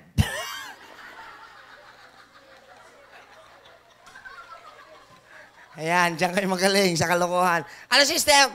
Digestive system. Ovary. Anong Tagalog ng ovary? Anong matres? Ay, nako. Yung matres, hindi po. Ang ovary, ang Tagalog niyan, ovaryo. Hindi po yan yung matres. Ang matres, ang English niyan, Tuesday. Kaya pag tinanggalan kayo ng matres, ang gagana na lang Miyerkules. Tingnan nyo itong mga babae na ito. Tumanda kayong ganyan, di nyo alam. Ang matres, uterus. Ha? Tandaan nyo, ha? Saan nakalagay ang uterus? Dito. Reproductive. Ayan. Okay? So, linawin natin. Each and every organ correspond to a certain system. Tingnan nyo. Pag nangihina ang organ, syempre hindi gagana ang system. Ang linaw-linaw. Ang system ay interrelated. Ibig sabihin, well-oiled machine yan. Pagka may isang sistema na problema, damay lahat ng ibang sistema. Kasi interrelated po sila. Malinaw? Ngayon, eto na. Paano, Dok, pwede bang lumakas ulit ang organ namin? Kasi gusto namin gumaling eh. So, dapat mapalakas natin ulit ang organ. Tama ba? Ngayon, tanong, payag ba kayo na ituro ko sa inyo kung paano lalakas ang organ? Are you sure? Number 1, discipline. Aray. Diyan, nagkasabit-sabit na. Anong discipline, Dok? Ibabalik natin ang importansya ng inhale, exhale, tuwing umaga sa buhay mo pagkagising. Kaya o hindi? 10 to 15 repetition. Kaya o hindi? Nakalimutan po kasi natin na ang inhale-exhale ay oxygen intake. The only exercise ng heart at saka ng lungs, libre, walang bayad, ayaw nyo pang gawin. Grabe, no? So, ibabalik natin yung kaya po ba? At kung talagang interesado kayo at kaya nyo naman yan, may pakiusap lang ako. Ano yon? Please, gawin nyo naman po ito sa tamang lugar. Ha? Baka naman pagkagising nyo, nasa CR kayo. Hindi ho maganda ang tama, no? So, dapat, bawal din yan sa loob ng kwarto na may aircon kasi carbon monoxide po yan. Ang pinaka-healthy na inhale-exhale, dapat po outside. At mas maganda, mas healthy, kung malapit po kayo sa puno o kaya halaman. Nililinaw ko, ang sabi ko, malapit, ha? Hindi sa ibabaw ng puno, ha? Yung iba, nagsiselfie pa, nag-i-inhale-exhale. Oo, ganyan kasi raulo yun, mga Pinoy. Next! Kaya yan, kaya? Ibabalik natin ang importansya ng haring araw sa ating kalusugan. Okay? Ito po ay 5 to 10 minutes. Nakalimutan po kasi natin na si haring araw, makakakuha po tayo dyan ng vitamins A, C, D, and E na hindi na natin basta-basta nakukuha sa mga food na kinakain natin ngayon. Kasi yung mga pagkain may mga preservatives and additives. Naintindihan nyo? So pero may healthy oras lang po. Kailangan po between 6 to 8 in the morning. Pag lumagpas ka ng alas 8, medyo hindi na healthy, unhealthy na yon. Ha? Malinaw? So uulitin ko, ang pagpapaaraw sa umaga lang po dapat gawin. Malinaw? Kasi walang araw sa gabi. Ba't kaya ang hirap, no? Kaya ngayon night swimming, sa gabi lang naman yon. Bawal daw sa umaga. Ba't kaya gano'n? Diba? Overnight swimming ako, umaga lang. And last but not the least, ibabalik po natin ang sweating. Pangangailangan. Nakalimutan nyo kasi ang sweating, ang ibang English po niyan, detoxification. Yan. Pagtatanggal ng lason. Yan ang pagpapawis. Na kung saan, kapatid, tingnan nyo yung board. Aminin man ninyo at sa hindi, nung kabataan natin, nagagampanan natin yan. Tama ho ba? Ngayon. Kasi nung kabataan natin, hanggang college, mayroon tayong PE. Tama ho ba? Ngayon, nakaranas na kayo ng aircon. Di ba? Halos ayaw nyo nang mag-jeep. Gusto nyo van. Nakaranas kayo ng escalator at elevator. Second floor lang naman. Ayaw mo pang maghagdan. Nakaranas kayo ng trike at saka tricycle. Sa kabilang kanto ka lang pupunta. Dapat ba talaga nakaupo pa? Katamaran. Are you getting my point? Nung panahon ng mga ninuno natin, totoo yun, palagay ko narinig yun na yan, bundok ang inaakyat nila palakad. Tama ho ba? Ang aking mga lolo't lola, kinukwento nila sa akin, nung panahon nila, baku-baku pa ang kalsada, pero naglalakad sila ng kilometrong layo, makarating lamang sa eskwelahan. Tayo, pinagpala na, patag na lahat ang ating kalsada. Tama. Pero yung totoo ha, kabilang kanto lang ba? Dapat talaga nakaupo pa? Katamaran. Kaya iba na ang korte ng mga puwet natin. Hindi na siya cute. Flat na siya. Ay, nako. Ito pa isa. Mga nanay, balikan ko kayo ha, mga nanay. Naalala ko dati, tuwing magluluto kayo sa kusina, talagang hinahangaan namin kayo. Bakit? Tuwing nagluluto kayo dati, may halong pagmamahal eh. Ang tawag ko nga doon, labor of love. Kasi tuwing magluluto kayo noon, talagang naghihiwa pa kayo ng bawang, sibuyas, kamatis, para may panggisa kayo. Tama? Ngayon, ginisa mix. At kung ano-ano pang mga binubud-bud-bud na lang. Tama ho ba? Tingnan nyo, sa katamaran nyo, inay, buong pamilya inyong idinadamay. Malapit na rin silang magkasakit. Mamatay na naman. Hindi mo pwedeng sakit muna. Naintindihan nyo? Being parents, we should be the role model inside. Alam nyo kung bakit? Outside the house, they don't have any other choice but to eat anywhere kung saan sila aabutin. Pero inside the house, we have a choice to give them a healthy food. Pwede ba? Maawa naman kayo. Tapos sasabihin nyo, ang hirap-hirap na ng buhay, gagastos pa sa gamot. Kasalanan nyo rin. Ano ba na, maghiwa kayo ng, di ba? Daliri, o hiwa kayo.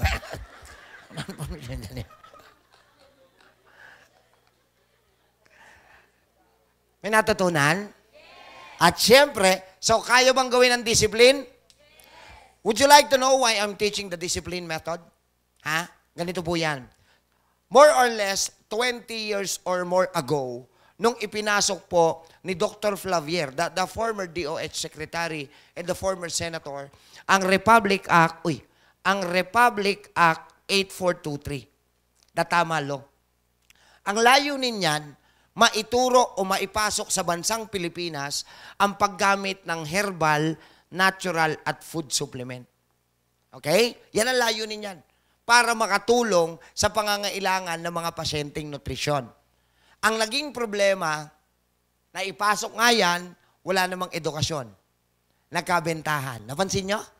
Mare, inumin mo to. Tanggal high blood mo. Mare, nakawalong bote na ako. High blood pa rin ako. Tanong, nagpapawis ba? That's the point. Paano nyo ine-expect na tatalab itong mga to na ikaw mismo walang disiplina sa sarili? Tapos sisiraan nyo yung mga pangalan ng mga produktong kaya naman talaga inilabas para makatulong. Ikaw ang may problema, hindi ang produkto. Sasabihin nyo, peke, ikaw ang peke. Hindi yung produkto. Naintindihan nyo? Tapos, eto na. So, okay ba yung edukasyon? Okay? Maganda ba yung may natututunan tayo? Eto na. Dok, maliban po sa disiplina, ano pa ang dapat gawin ng aming organ para sila ay muling lumakas? Eto na. Ano ang kailangan ng organ nyo para lumakas ulit? Kailangan ba nila ng nutrisyon o kailangan nila ng lason? Sagot! Check. Bakit puro lason na gamot ang iniinom nyo ngayon araw-araw pa? Hello? Huwag nyo sabihin, yan kasi yung binigay ng doktor ko. Mali. Ang tamang sagot, kaya yan ang naiinom nyo ngayon, DNA. Ano yung DNA, Doc? Di ninyo alam. Kasi kung alam na ninyo, di dapat kayo nagkakasakit. Totoo naman yun. Kung alam mo ba na masama sa iyo yan ang iinumin mo? Merong ganun, mga addict. Alam na nilang bawal, patuloy pa rin nilang ginagawa. That's addicts. Totoo yun. Napakatagal nyo na nagda-drugs, di ba? O, di puro kayo addict.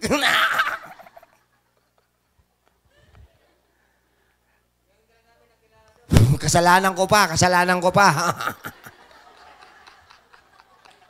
Parang ako pa may kasalanan.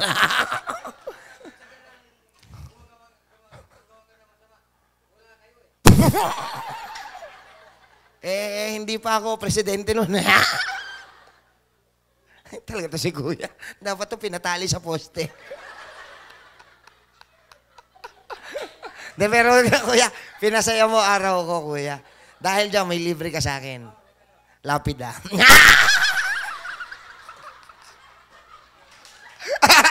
Joke lang! Ganyan tayo, ha? Ganyan tayo, sir, ha? Tanda mo, sir, ganyan tayo. Eto ko.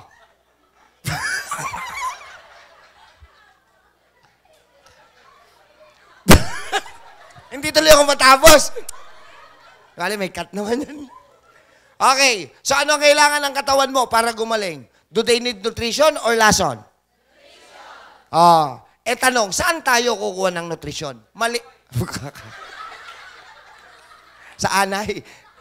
Saan tayo kukuha ng nutrition? Malinaw, ang nutrition makukuha po natin sa mga dahon at bunga ng mga puno at halaman. Tama ho ba? Andyan ang nutrition. Ladies and gentlemen, para lang po sa inyong kaalaman at hindi kayo malito, the origin of medicine ay dahon. Walang medisina dati. Nagsimula ang lahat sa dahon na diskubre. Bakit kaya dahon, Dok? Sa dahon, unang-unang natagpuan ang tinatawag na anti-properties. Dok, ano po ba yung anti? Pag sinabing anti, against, panlaban, pangontra. Kaya nga pag narinig nyo, anti-erap, kontra kay erap yun. Tama ba? Anti-gloria, kontra kay gloria yun. Kaya kung ang katawan pala natin nangangailangan ng pangontra, sa dahon dapat manggaling. Antibacterial, kontra bakterya, panlaban sa bakterya. Antiviral, kontra sa virus. Tama ba? Anti-inflammatory, panlaban sa pamamaga. Sa dahon dapat manggaling. Kaso kayo, anong iniinom nyo na anti-anti? Di ba kapsula tsaka tableta? Pag yan ang iniinom nyo na anti-anti, antay-antay lang din kayo. Antay-antay hanggang... Yun ang nakakatakot. Lahat ng tanong ko, sagot nyo, mamatay na. Huy, baka naman pag uwi nyo, tanongin kayo, saan ka galing? Health Forum. Anong natutunan mo? Mamatay! Umayos kayo, ha? Huwag nyo idadamay ang pangalan ko. Hindi nyo alam apelyido ko, no? Good. So, yun yung tinatawag nating dahon para pangontra. Correct? Kung matatandaan nyo, ewan ko kung alam pa ninyo, no? Noong panahon ng mga lolo't lola natin, pag sila ay may mga allergy o kung anuman, dahon ng kamyas, dahon ng bayabas, they are really doing it. Di ba? So, totoo yun. So, doon nagsimula ang medicine. Ngayon, bakit naman kailangan natin yung bunga? Sa dahon kasi, pangontra. Pinapaliwanag ko sa inyo, ha? Sa dahon, pangontra. Bakit kailangan yung bunga? Sasagot ka ngayon. Yung bunga ba ng mga puno at halaman, may laman bang nutrisyon o wala? Very good. Di ba yun yung nutrisyon na kailangan ng mahina nating organ? Eto na. Pag na-supply natin yung tamang nutrisyon. Dok, binanggit mo tamang nutrisyon. Bakit? May malibang nutrisyon? Yes. Kaya nga po, tayo ay nag-e-educate. It doesn't necessarily mean na porkit food supplement, natural or herbal, sa lahat pwede na yan. Yes, pwede kasi walang side effect. Nutrients siya. But the problem is, paano kung maling nutrients yung naipasok mo? Di wasted lang din. Tama ba? Parang ganito yan May uminom ng herbal, gumaling yung cancer niya. Mare, ganyan yung sakit ko, gumaling yung cancer ko, ito ininom ko. Inumin mo to. Ininom nung isa, hindi gumaling. Sige, sino pwede magpaliwanag? Nakita na ninyo? See? Bakit? Parehas ba sila ng mahinang organ? That's the point. Kaya kailangan nyo ng guidelines ng doktor na magbibigay ng tamang nutrisyon sa pangangailangan ng organ nyo na mahina. Naintindihan nyo? So, hindi porkit sinabing natural, sige, bigay lang natin yan. Pwede yan sa lahat. Pwede. Pero kung hindi yun yung nutrients na kailangan ng katawan nyo, wasted. Nakuha nyo? Nagsayang pa rin kayo ng pera. Tama?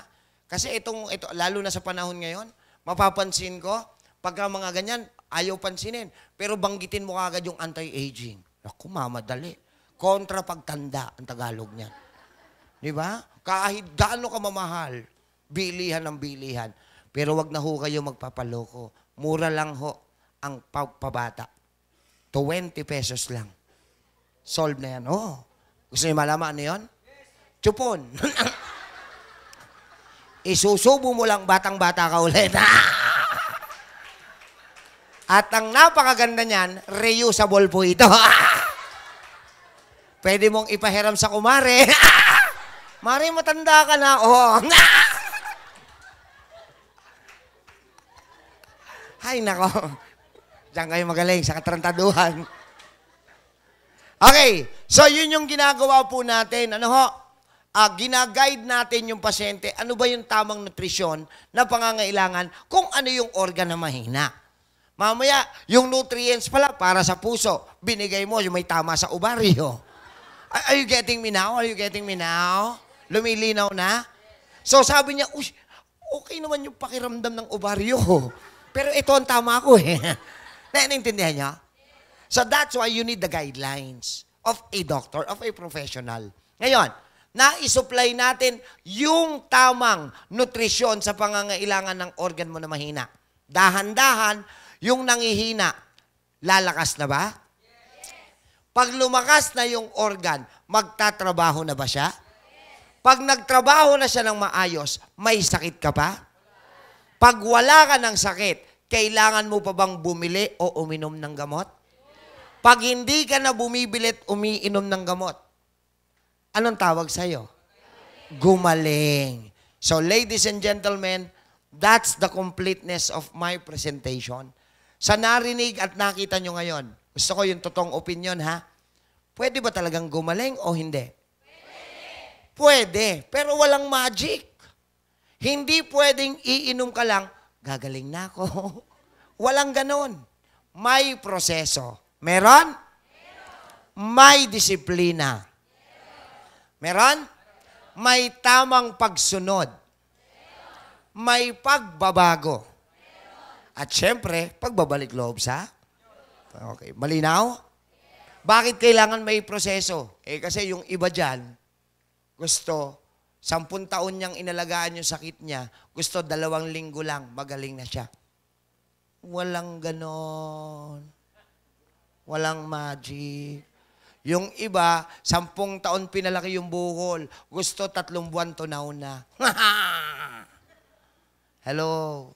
Ikaw ang sumira niyang katawan mo, tumutulong na nga kami paminsan ang masama. Hello?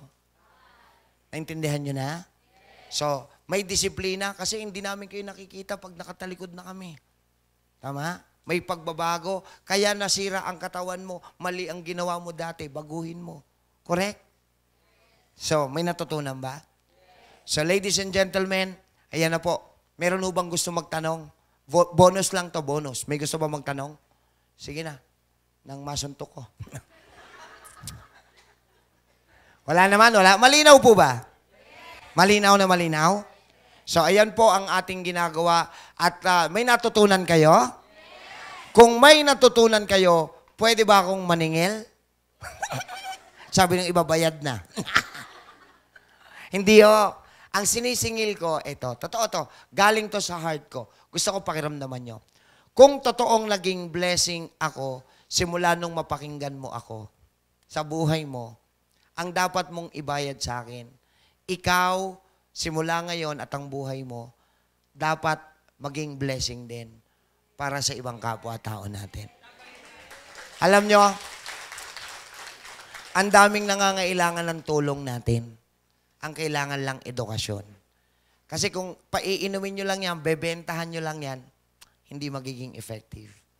Pero kung tuturuan natin sila nung 5 tinuro ko sa inyo, yung proseso, disiplina, tama ho ba? At tamang edukasyon, sila mismo, alam nila kung gagaling sila o hindi. Hindi tayo magbibigay ng false hope.